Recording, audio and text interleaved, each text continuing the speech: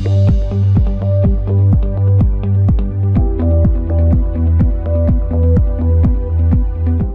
your journey with Bestseller, what are the 3 key challenges you have faced during your supply chain journey, and how did you overcome them?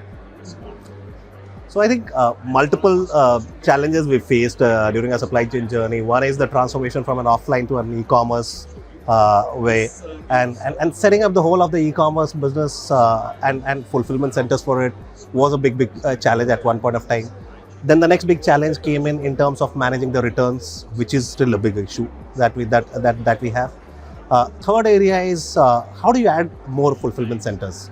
You obviously cannot keep adding more fulfillment centers in every nook and corner of the country. So what we did was, to solve the third problem, what we did was we enabled all our stores to become micro fulfillment centers for us, which actually helps us to be able to deliver faster, better quality, and that's where we are having edge, because all of our stores do omni-channel deliveries across the country. I think for the first two problems, we've started building a lot of tech, a lot of processes, started training our ecosystem, and also working with the partner ecosystem together to be able to enable the e-commerce whole bit and the returns journey. Returns is always a problem.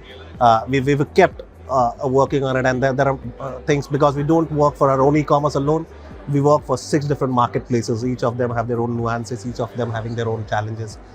It's a learning process. It's an ongoing job. I think it keeps evolving. You solve one problem and there's another one which is always standing in front of you. So in your service providers, which top 3 things you use? For example, technology or time, like what top 3 things that is like? So I think today's supply chain is more technology than anything else. Nimbleness is the other big piece. That is how nimble you are, because it's so dynamic. Today's supply chain is very dynamic. I don't know what needs will arise tomorrow. So you have to be able to solve a problem which is going to come in tomorrow at a very short notice. So you have to have that nimbleness. You need to also be ready to change with me, because maybe I have a large demand in one part of the country at one point of time. A month down the line, I might have a very huge demand in another part of the country. How do you change that dynamic? How do you enable me to move this without a fixed cost on the overall scheme? Because cost for supply chain is always a huge constraint.